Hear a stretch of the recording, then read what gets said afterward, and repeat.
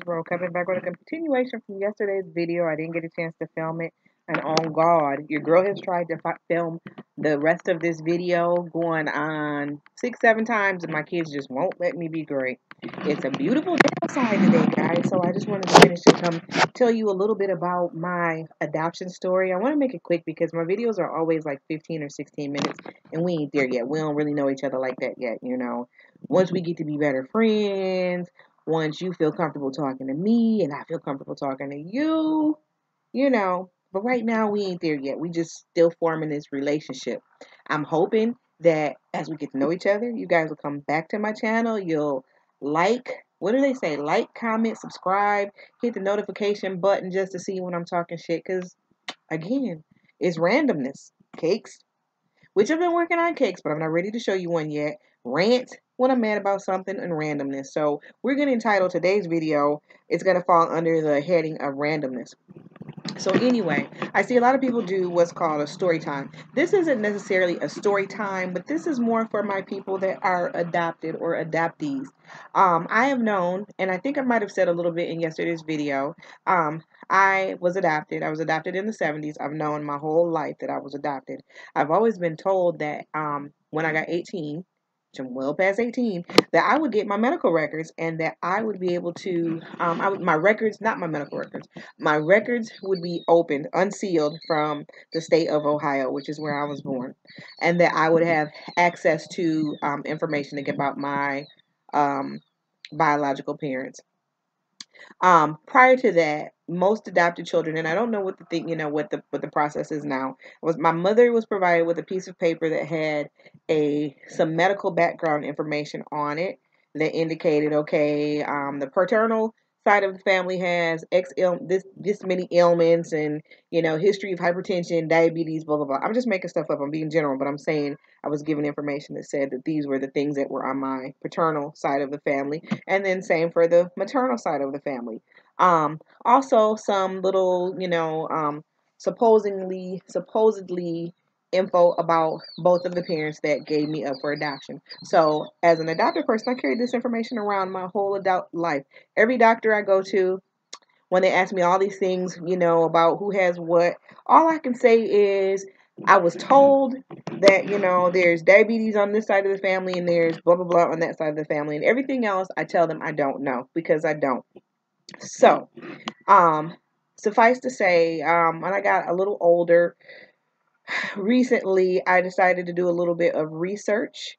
I can't even remember the name of the agency that I was adopted from, but it's one that's still around. I want to say it's Lutheran Social Services, and this is by no means, a bash at Lutheran Social Services in Akron, Ohio.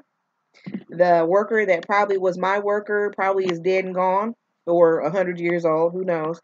But anyway, without giving away too much information, I was able to do some Facebook tracking. I was able to get a hold of my records, and I was able to find out that all of the biographical information that was provided to me, provided to my adopted parents in regards to health, in regards to family background, medical, all of that was all a lie.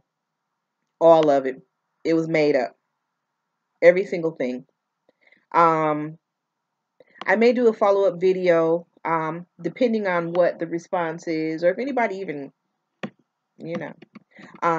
But none of it was true. And so I was doing a little background research, and one of the things that I found, and I don't know if it has anything to do with African American children, I haven't even decided if I'm going to take it that far. But in order to process these adoptions, a lot of times, there was a lot of talk about black market babies and things of that nature. And I don't even know what I believe in my mind, because I am a social worker case manager by trade, is that a lot of times back then the workers never ever thought that the biological children or the adopted children would be able to verify if the information was the truth or a lie. And if they did, it'd be so many years down the line, who would care.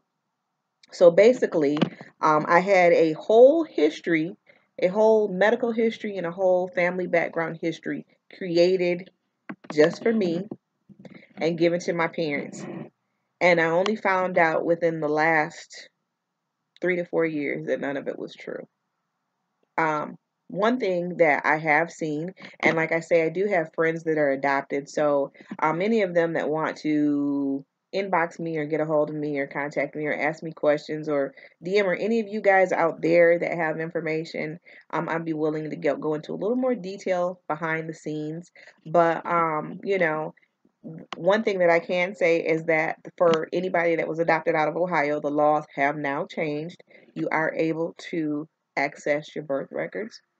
There's certain forms that you print off, you fill out, you send it in with your payment, and they will send you back a unedited, redacted birth certificate, so you can find out those things that you wanted to know.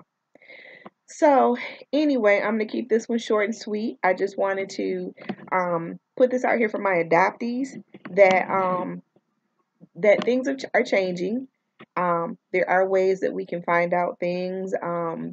There's a lot of things that we hold on to our whole life and that we believe to be true are not always so. And I just encourage you guys, if you have questions about some things, to dig a little deeper.